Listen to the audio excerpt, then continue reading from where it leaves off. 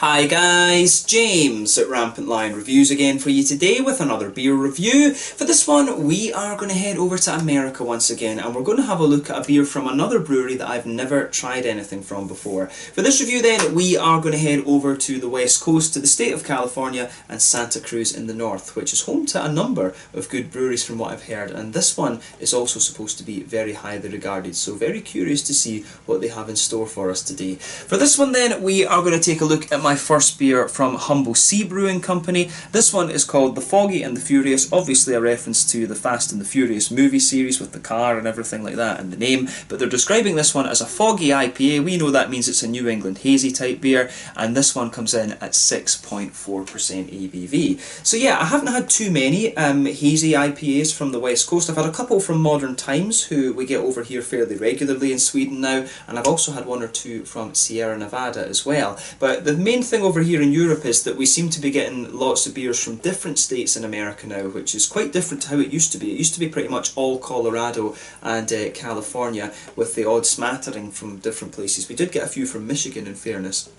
But yeah, these days we seem to get a more diverse selection of beers from America, which is obviously very, very welcome. Although nothing wrong with a good old California or Colorado beer, of course. But it's always nice to try different things from different breweries in the States. And like I say, this is another brewery that is new to me. So a massive shout out and thank you once again in this review to Chris Contreras, an American dude living in Belgium who travels the world with his work, goes and visits lots of different breweries, and then brings a load of beer back to Europe with him. I'm not sure how he manages to get it past customs right enough with the amount of stuff he must bring back, because he sends me a hell of a lot. But yeah, he sends a lot of crazy American beers to me to review here for you guys on the channel. So Chris, massive thank you to you once again for this one. I'm really curious to see what this one has in store for us. I actually don't know what his motive behind giving me this particular beer was, if it was one that he just thought was good, or I think I'd said on the channel a few times that I hadn't reviewed too many hazy IPAs from the west coast. So yeah, this one should make for an interesting review regardless. So again, massive thank you to Chris, and he's, as I say, responsible for a lot of these crazy American beers that you see me reviewing on the channel.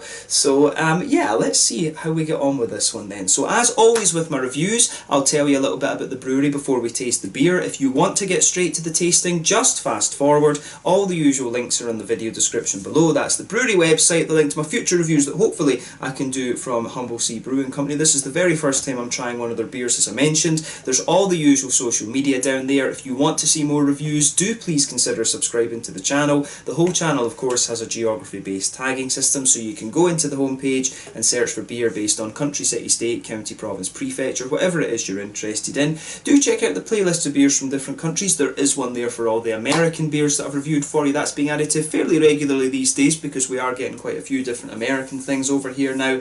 And as always, please do get in touch and let me know some of the other beers and breweries that you guys would like to see me review. It's always great to hear from you guys that are watching the videos, and the support that you show the channel is hugely appreciated. So anyway, to tell you a little bit about Sea Brewing Company then, on to my brewery notes. So as I've mentioned to you already, Sea Brewing Company are based in Santa Cruz in California, which is to the south of San Jose and San Francisco, the Bay Area I believe they call that, but it was founded by three friends back in 2017. This is Taylor West, Frank Scott Kruger and Nick Pavlina.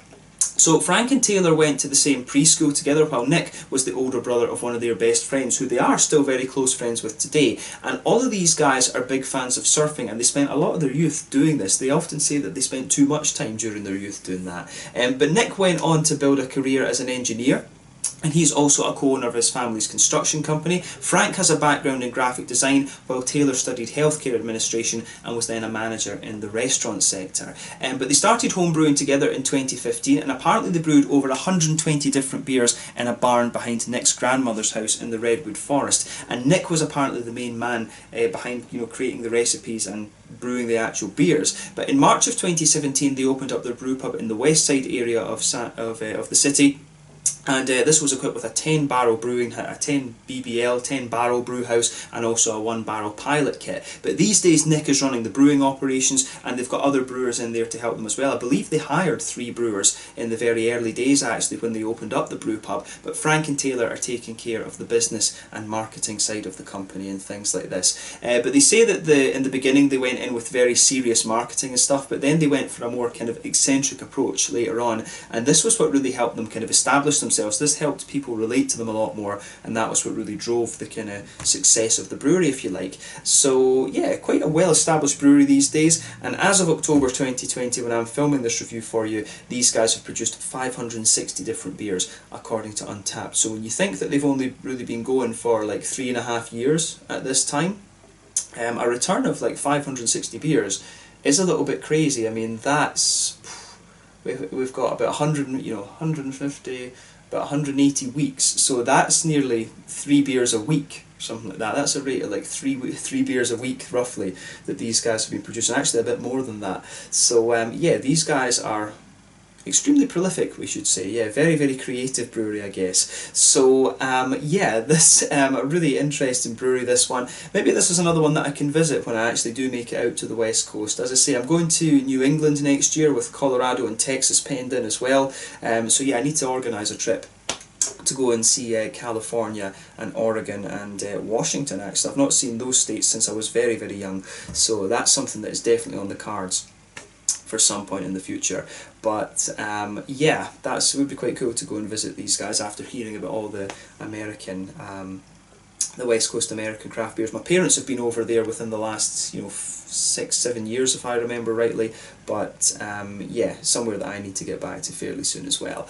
But yeah, that's all I can really tell you about Humble Sea Brewing Company for the moment. If you want to learn more about these guys, you can check out the brewery website. You can follow them on Facebook and Instagram to keep up to date with all the latest goings on. And you can, of course, check out the Rate Beer, Untappd and Beer Advocate pages to learn more about all the different beers that these guys have done. So yeah, let's get on and actually have a taste of this beer then. So this one, as I mentioned to you earlier, it's a 6.4% New England Hazy IPA, whatever you want to call it, and this one is hopped with Mosaic, which we know is a big tangerine orangey hop from America. Motueka, which comes to you from New Zealand, that one is quite, it's got a sort of really limey character to it actually. It's becoming a favourite of a lot of brewers, that at the moment actually. Motueka seems to be becoming a very popular hop. But there's also an experimental hop in here called HBC 472, and I did a little bit of research on that before the video as well. So HBC 472, it's an American hop that's bred in Yakima Valley by the hop breeding company, hence the term HBC before they give it a name. But this one gives between 9 to 11% alpha acid, and it's supposed to give a very kind of coconutty and woody character, along with quite strong grapefruit and citrusy characteristics as well. So yeah, that should be a really interesting one. It's my first time encountering this hop as well. You sometimes forget with these experimental hops because of the number system, so I'm curious to see what that one will end up being called when they're done with it, because I think this beer is fairly recently released. Yeah, it says on the side here, we are a tiny crew of cooks trying our best to get pitted on the reg while making the best beery liquid known to humankind. We are here to forge new trails on the palated path of soft top cookiness and explore remote breaks entirely within your mouth. We hope you share your comments, criticisms and love notes with us. Love you, Humble Sea. So yeah, pretty cool actually. But yeah, as you can see, the artwork on this one is obviously a reference to the Fast and the Furious films in a way. So yeah, I do like it. There you can see on the back, Humble Sea, they seem to have a few different symbols there, but you can see on the bottom there of the can, that is Humble Sea Brewing Company, and there's also this symbol on the back for them here as well. Incidentally, this can is 473 millilitres, 1 American pint. We always make fun of the American measurement system on here, but we really shouldn't complain about it so much. Our cans in Europe come, our beers come in 440 cans, and so you do get an extra 33 millilitres of beer in the American ones. But yeah, the cups, pints, ounces and system, it really just does not make sense. Metric all the way. It's based on water, the universal solvent. America, just please get used to it. But yeah, or sell them in half litres. That would be more logical. But yeah, as I say, joking aside, it should be a really nice beer. First white top can I think I've had as well actually, which is pretty cool. But yeah, without further ado, let's get this guy out and we'll get on with the tasting then. The Foggy and the Furious Hazy IPA coming in 6.4% ABV. This one I'm very curious about. Because I've had some random beers from Chris over the years. He sent me some, I think the first ones he sent me 1 or 2 German beers, and then he sent me some lambics because he was very curious to see what I thought of the lambics, and it was something that I hadn't covered on the channel actually. And that was what really got me into sour beers and the Flanders Reds and things like that again. And then after that, he started sending me all the kind of crazy American stuff actually, which is really cool. So a lot of the Treehouse and things like that you've seen me review has been thanks to Chris. The Lawson's Finest liquids and the other crazy American stuff like Pliny the Elder has all been thanks to Chris. So again, Chris, massive thank you for this one. So yeah, this looks pretty interesting actually. So if we shine the light through this beer, it actually comes across as a really very bright yellow. It looks kind of like a mango juice, this one. We always compare these hazy New England type IPAs to different fruit juices. That's just the frame of reference I like to use. Different reviewers do it different ways. But you can see that this beer poured with a quarter finger of a frothy, I would have said perfect white head on this one, but that's faded away to just be a very, very thin foamy layer. I would say that this one isn't the soupiest and gloopiest of hazy IPAs that I've come across before. There is actually, it's got a good level of haze to it, but certainly not the soupiest and gloopiest. There may well have been a little bit of sediment in the can, so we'll find out when we pour the rest of it in a little bit, but it certainly looks exactly as you'd expect from a New England IPA. As I say, one of the brighter kind of yellowy leaning ones that I've come across, and it certainly looks pretty nice, I have to say. So yeah, nothing surprising about this one really in terms of its appearance. We'll see if it gets a little bit hazier in a minute, but let's take a closer look at the aroma and just see how we get on with this one. Ooh, that does smell pretty nice, I have to say. Yeah, so straight away with this one, it comes across really smooth in its malt base. I mean, you can smell a little bit of the crisp kind of white bready sort of thing in there. I'm guessing that this is a pale malt base that's in it, and probably there might be a little bit of Turo or Crystal or something like that in here, because you do get just a tiny little bit of a biscuity, or cookies as the Americans would say. You do get a little bit of that kind of sweetness out of the beer. But yeah, the oats, you do get a nice kind of oaty smoothness to this one, and I think there's a bit of wheat in this as well, because you know, but the wheat comes across as quite smooth. Sometimes wheat can be very spicy. Sometimes it can be, sometimes it can be really very, very smooth actually, and that's this beer in terms of its malt base comes across as really quite smooth, and the oats and the wheat almost kind of give the beer a kind of sweet edge almost. It's quite interesting, that, to be honest with you.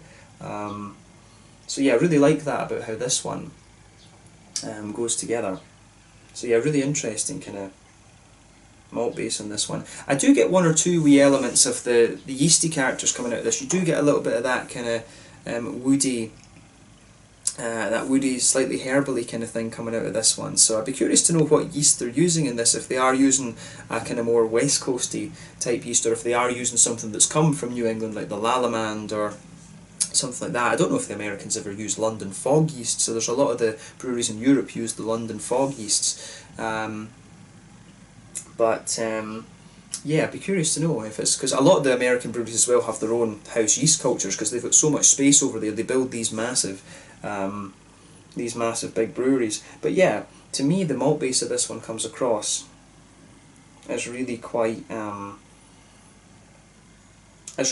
nice and smooth. That's what I really get out of this one. But there is a wee bit of a biscuity, a kind of McVitie's digestive biscuity sort of thing coming out of this one, as we smell it as well. But yeah, the malt base, I have to say I like it in this one. It almost comes across as kind of session IPA like in a way, just the nice kind of smoothness that it has. So yeah, 6.4% ABV. This, I don't actually know what the standard ABV for the sort of New England hazy IPAs is over in the States. A lot of the ones that we get in Sweden tend to be 6.5. So yeah, and the Scottish ones, what would they be back home? I think they're roughly about the same as well. 6.5 seems to be the thing, but obviously with the West Coast American beers, they would tend to be, 7. They would always tend to be like 6.8 or 7.2, kind of somewhere in that region, I would always say. But I think in fairness, the IPA, the ABV of these beers has been dropping a little bit, and we are getting more and more kind of session IPAs these days, which is pretty good. But yeah, on the hoppy side of things, then let's have a little look at this. So yeah, the aroma of this one is pretty nice all round actually. So yeah, you can really pick out the kind of coconutty elements of this one, which is quite nice, I have to say. But yeah, you do get a little bit of how do we say, You do get that kind of coconutty, woody sort of thing that they're talking about in this from the HBC. I have to say that's pretty apparent with this beer. But you get a little bit of earthiness, which is what you would expect from the mosaic in this one, and you do get a nice bit of floral aromaticity. I do find this beer quite aromatic, in fairness. It's not spicy as such, it's really more kind of bright and aromatic.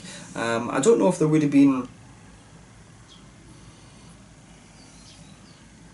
I think there would have been another hop used as a bittering one in this. Maybe they have used a little bit of like Columbus or Tomahawk or even Zeus or something like that. Maybe they could be using the CTC blend, I don't know, because there is a wee tiny bit of that spiciness in there, but I really find this one more aromatic on the green side of things. But it's got a nice kind of grassy quality to it, which is great as well. So for me, the green side really is more floral and aromatic. The fruity side of this beer, I have to say, I quite like. I really find this one to be quite... the lime from the Motueka comes out really nicely. You've got a really nice juicy limey character to this one, and then behind that you've got these lovely kind of juicy tangerine notes as well from the mosaic. I've always said to you that the difference between Amarillo and... there's a lot of orangey hops there. You've got Mandarina Bavaria from Germany, you've got Pacifica from New Zealand, I want to say Waiti from New Zealand is also orangey, but then you have in the States you've got Azaka these days, you've also got Sabro, and then you've got Mosaic and the classic Amarillo. And for me, Amarillo was always a bit more oily, and Mosaic is a little lighter and tangerine and has a few little complexities to it as well sometimes. But yeah, you get that lovely juicy bright tangerine note out of this one, which is lovely. So yeah, take a little bit of time and enjoy the aroma of this one. I think there is maybe a wee touch of another lighter tropical fruit coming out of there as well, maybe like a slightly apricot-y character as well, to be honest with you. Maybe there's a wee hint of a kind of more pungent-y grapefruit to the beer as well, but I think this one should be really quite interesting. It certainly smells very nice and quite smooth and inviting actually. So yeah, curious to see what this has in store for us. I would compare this one, it smells as if it's going to be a little bit more like what we would expect of Treehouse. Remember, Treehouse is more oaty and creamy, Trillium is a bit more wheaty and bitey, and then the Alchemist beers are definitely more kind of farmhousey, if you like. Lawson's Finest Liquids, they're definitely more kind of West Coasty actually, which is kind of interesting. But yeah, let's have a taste of this and see how we get on. This one is the Foggy and the Furious 6.4% New England Hazy IPA from humble Sea Brewing Company in Santa Cruz in the north of California. Once again, massive shout out and thank you to Chris Contreras for making this review possible. Let's get stuck in. Slàinte Skål.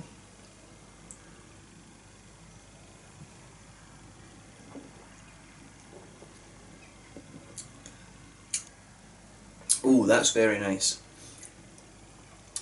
Now that is a really, really nice beer. That's one of these ones that's ridiculously drinkable. It really does remind me of some of the session IPAs that I've had over here in Scandinavia recently. There's a brewery very local to me here in Skåne called Remaluf Gårdsbryggeri, the Remaluf Farm Brewery, and they've got a beer that's called Neblina, and the way that this one comes across strikes me as being very similar to that. Let's just see. There we go. We'll just fill it up because I wanted to see if there was a bit of haziness to this. There's no sediment at the bottom of the can there, so this is pretty much as hazy as this beer is going to get. So, like I said, this one is not the haziest of the hazy IPAs that you're going to come across, but it's certainly a lovely, lovely beer. So, yeah.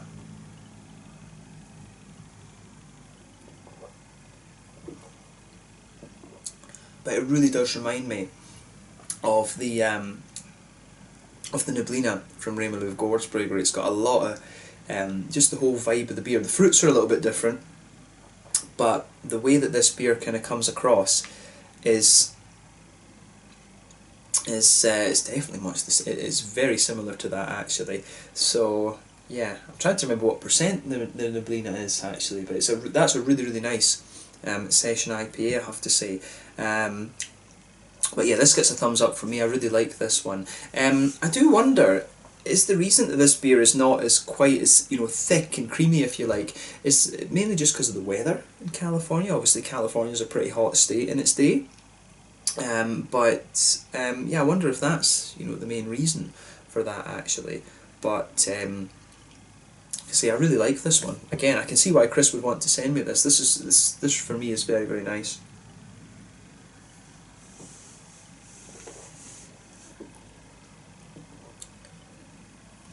So first impressions of this would be, the wheat does have a little bit of bite to it. That's not immediately apparent in the aroma of the beer, but it's not doing. This is one of these ones for me that doesn't do anything surprising with the style, if you like, but it's just really well crafted, and it's very similar to the Scandinavian sort of session IPAs, as I said. So as you go across the middle of your palate here, you're going to find you get that kind of pale malty quality just blanketing the middle of your tongue. When you go towards the back third of your palate, you can feel the breadiness, that sort of white bready character that you get from the pale malt. It just thickens up a wee bit, and you've got a wee bit of a wheaty bitiness there, and almost just a wee bit of that kind of wheaty astringency sitting there on the back of the palate as well. But as you move further forward on that back third of the tongue, you will notice that the wheat kind of smoothens out and smoothens out and smoothens out, and it's almost got a slightly sweet kind of edge to it actually, which is really quite nice. Then as you move into the middle third of your palate, you'll feel the thickness just goes down a little bit. You feel the pale malty kind of more crisp white bready thing there underneath, and then you get a nice kind of oaty. You get a nice little bit of a more kind of oaty creaminess sitting on top of the kind of crisp white bready quality that the beer has. So I really like that about this beer, yeah.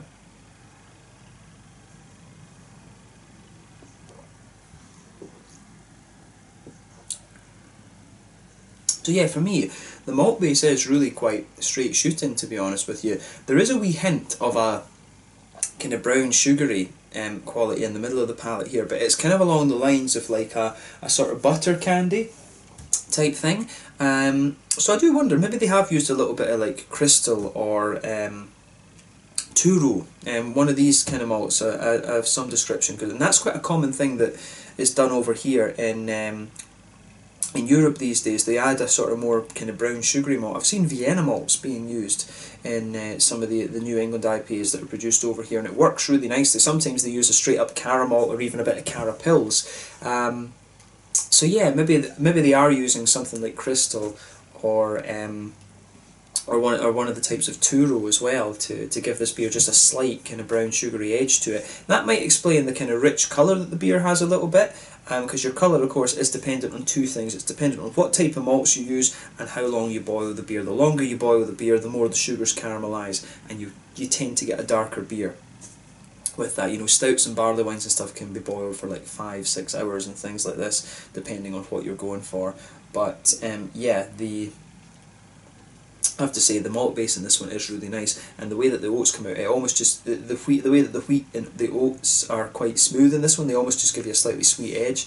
But yeah, I really like how the malt base in this one goes together. As you know, being Scottish, I'm a bit of a sucker for a good malt base, and this one for me strikes me very nicely. So hoppy side of things then. Pardon me. So yeah, hoppy side of things. I would say back corners of the palate, there is definitely a little bit of an earthy kind of thing out of this. And as you go further along the sides of the palate, it's interesting because when you reach the front corners of the palate, you have that kind of spicy floral aromatic sort of thing that you would expect. But yeah, on top of that, there's a little bit of a kind of woody. That kind of, I find it more woody than coconutty, to be honest with you. To me, the sides of the palate are very woody, which is kind of interesting. So yeah, when you get that little bit of earthiness there, then it becomes very smooth and woody. Then it becomes more floral and aromatic as you reach the front corners of the palate, and round the front curve of the tongue, it's distinctively more lighter and grassy for me. And I would say that the green side of the hops, it really is leaning more towards that softer, grassy side of things. So it's the wood and the grassy notes that kind of stick out for me in this one, which is kind of interesting. It's a very it really is a very soft, kind of almost subtle type New England IPA, this one, if you like. So that's, for me, this is very interesting and very quirky. And the modern times ones that I've had, in fairness, have been kind of like this as well. They have been, you know, quite smooth and quite drinkable. So maybe the hazy IPAs on the West Coast are like that. They tend to lean more towards the kind of treehouse type New England IPA. So yeah.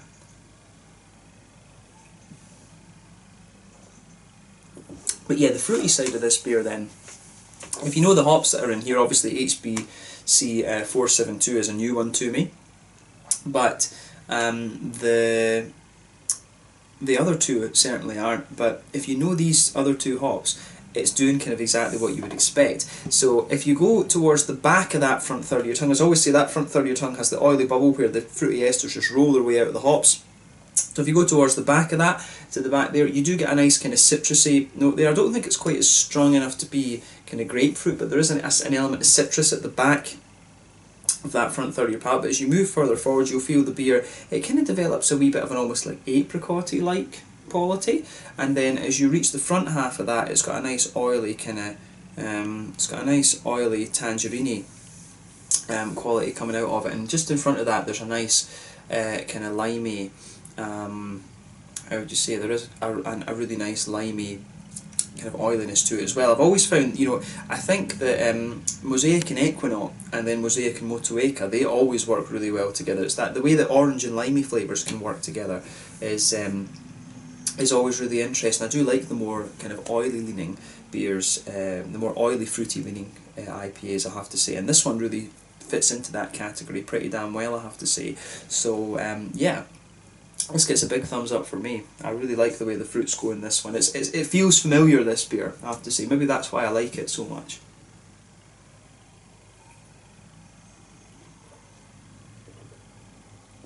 But the more that I drink of it, the other thing that I would say about this is that when you take it in initially, that's when you get a bit of bitiness out of the wheat. And as I said earlier, that's not so apparent in the aroma. When you take this beer in, you do get a bit of bitiness out of it, you do get a little bit of a floral aromatic-y kind of thing. And I would say that there is something that tells me there might be like a CTZ blend or a, you know, a little bit of Columbus or something like that in the malt base. So there is just a wee bit of spiciness when you take this beer in, both from the wheat and on the side of the palate, which I would guess must mean I think there's another bittering hop in, and the ones that they're listing here are probably the dry hops or the late addition hops that they're using. As I've told you before, the first hour, you know, when you add the hops on the boil, that's when you get all bitterness out of them, and gradually as you go along you have a trade-off between them adding bitterness to the beer, and most of the flavour and aroma hops are added within the last half hour of the boil. Usually I think New England IPAs are 90-minute boils, or some of them I think can be 60, but yeah, the flavour that you get out of this one on the fruity side of things is very, very nice. But yeah, when you take the beer in, you will get a bit more bitiness out of the wheat, then it smooths out a little bit. Some of it comes back in the aftertaste, in fairness, some of the bitiness there, but there is a wee touch of spiciness on the kind of front corners of the palate as well, like I mentioned. But it's a lovely, lovely IPA, this one, and it gets a thumbs up from me. It's one of these very soft and just very, very drinkable ones for me, and that's probably why I like it so much. I like the oily tangerine notes it has, and I also like a little bit of that limey character as well, which is great. But yeah, in terms of the mouthfeel then, I would say that this one, this is kind of mid-bodied for me. It's kind of straight in the middle. As I've said to you in other videos of American beers, I find that the American beers are not quite as thick in the mouthfeel as some of the European ones. Maybe it could just be the kind of climate over there. They want their beers to be a little bit, you know, lighter and more drinkable. But then again, when it comes to the imperial stouts and stuff like this, I think it's very difficult to beat the Scandinavian breweries in terms of thickness.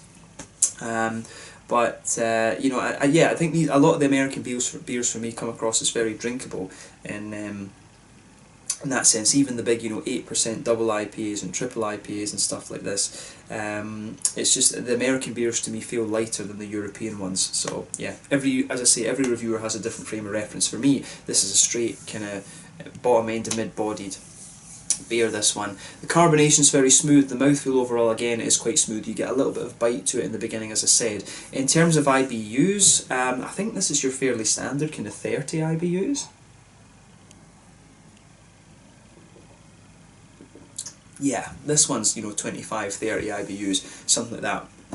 And the malt base for me, really smooth. There is a wee degree of sweetness to it. Like I say, the oats and the wheat, when they smoothen out a little bit, you almost get a wee bit of sweetness out of that, as well as a bit of that kind of butter candy, Werther's Original type thing. So there is a wee bit of sweetness in the middle of the palate there. And as I said earlier, you know, the fruity notes in this one are quite. It's got a nice kind of oily, fruity character to it for me. So I really like how this beer goes together actually. So yeah, it's one of these ones. It's a very, to me, this is a very easy drinking and just really nicely done hazy IPA. For me, it's not anything surprising. It's just really well crafted. And these days, you know, you're not going to get too many surprises with these beers. To be honest, you just look for them to be well crafted. So yeah, well done to Humble Sea on this one. I would be curious to try one of their West Coast IPAs at some stage. As I say, I'm not sure exactly why Chris chose this one for me to look at, or if it was one that he just personally quite enjoyed. I think sometimes some of the beers he sends me, it's just the ones that he's liked, which is obviously a good thing. Chris has a good palate for beer, quite obviously, but yeah, I really enjoyed this one, and it's always nice to introduce you guys to new breweries that I wouldn't have come across before. So yeah, I have to say my curiosity has piqued a little bit about Humble Sea Brewing Company, so hopefully we can review a few more of these beers at some point soon. It would be awesome to be able to get a hold of more of these somehow. But yeah, let's leave it at that for this one. This one was the Foggy and the Furious, 6.4% New England hazy type IPA. This one, I have to say the HBC 472 was quite interesting. The woodiness that you get on the side of your palate with this beer really makes it a little bit unique. But yeah, it's a really well crafted beer, this one, and I've certainly enjoyed tasting it for you here on the channel. So yeah, this has been awesome. Thank you again to Chris for this one. I hope you guys enjoyed it. As always, let me know your own thoughts on this beer in the comment section below. Let me know what your favourite beers are from Humble Sea Brewing Company if you're watching from their local area. As I say, it would be cool to go and film an out and about video there. Maybe we can even do a Meet the Brewery segment with them at some point. But yeah, this was an awesome one. Hope you guys enjoyed it. Slange at school, cheers, check out my social media, and I'll catch you guys very soon. The Foggy and the Furious IPA is 6.4% ABV from Humble Sea Brewing Company in Santa Cruz, just to the south of San Francisco and San Jose, in the north of California, over on the west coast of the States. Slange at school, cheers, catch you guys very soon.